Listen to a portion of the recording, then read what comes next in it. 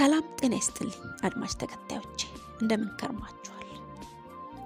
አቃቂና ማንዴላ በሚል ርዕስ በክፍል 1 የተጀመረው ታሪካችን በክፍል 2 እንደሚከተለው ይቀርባል። ተከታተሉኝ። እናንተ ግን ሰብስክራይብ፣ ፎሎ፣ ላይክ፣ ሼር ማድረጉን ቀጥሉበት። እኔ ወደ ታሪኩ ገብቻለሁ።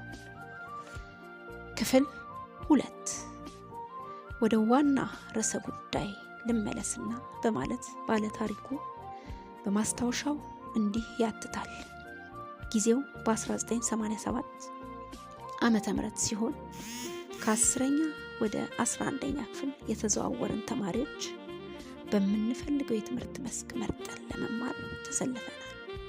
ሆኖም የተሰለፍነው በተዘጋ አማራጭ ነበር። ግልጽ ለማድረግ ያህል የተፈጥሮ ሳይንስ ካልሆነ በቀር በማህበረሰብ ሳይንስ ተመዝግበው መማር ለሚፈልጉ ተማሪዎች እድሉ የሌለና አጥጋቢ ባልሆነ ምክንያት ተገደን የተፈጥሮ ሳይንስ እንድንማር የሚያግዝ ነበር። ይህም ከወቅቱ የትምህርት ፖሊሲ ጋር የሚጋጭ፣ ፍላጎታችንን የሚያፍን፣ በልማዳዊና ይፋዊ ባልሆነ መንገድ የተከለከለ እንጂ የህግ ድጋፍ የሌለው መሆኑን ስለጠረጠርኩ ፈንጠር ብዬ ቆምኩ።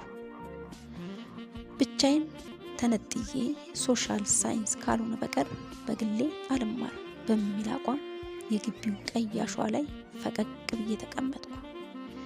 ይህንን ያዩ አንዳንድ የአስተዳደር አካላትና የቅርብ ወዳጆች ለምን ባለው እድል አትጠቀምም? ሶሻል ሳይንስ እኮ የሰነፎች የትምህርት ምርጫ ነው። እንዳንተ ያለ ጎበዝ እንዴት ሶሻል ይመርጣል? እያሉ ቢገፋፉኝም ቢያጣጥሉም አቋሜን ይዤ ቀይ አሸዋ ላይ ማሳለፉን ቀጠልኩ ይላል ባለ ታሪኩ።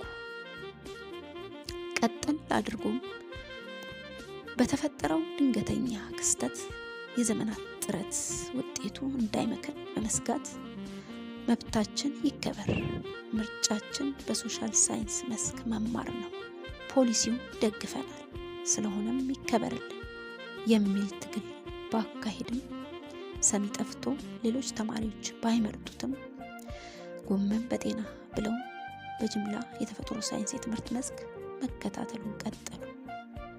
እኔ ግን አስቀድሜ እንደገለጽኩት ውሎዬ በቀይ አሸዋ ላይ ሆኖ ቀጠለ። በመሃል አንዳንድ ኃላፊዎች ብቅ እያሉ በህይወትህ አትቀልድ፣ ምኞትህ ከንቱ ነው፣ ማትሪክ ሳትፈተን ተሰርዘህ ከዚህ ግቢ ትወጣለህ እያሉ ያስፈራሩኛል። እኔ ግን ያሳመነኝ አንድ እውነት ስለነበር ማስፈራሪያቸው ምንም አይመስለኝም፣ አልፈዋለሁ። ውሌም በአሸዋ ሆኖ የዕለት ትምህርታቸውን አጠናቀው ከሚመለሱ ተማሪዎች ጋር መመላለስ መደበኛ ተግባሬ ሆኗል። ይህ ሁሉ ሲሆን ሌላው ቀርቶ ቤተሰቦቼ እንኳን ምንም የሚያውቁት ነገር አልነበረም። ትግሉ የግሌና የግሌ ሆኗል።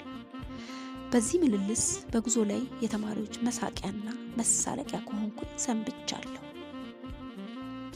ውስጤ የሚነግረኝ ነገር ስላለ ግን እልህ እየበላኝ ትግሌን ቀጥያለሁ ይላል ባለ ታሪኩ።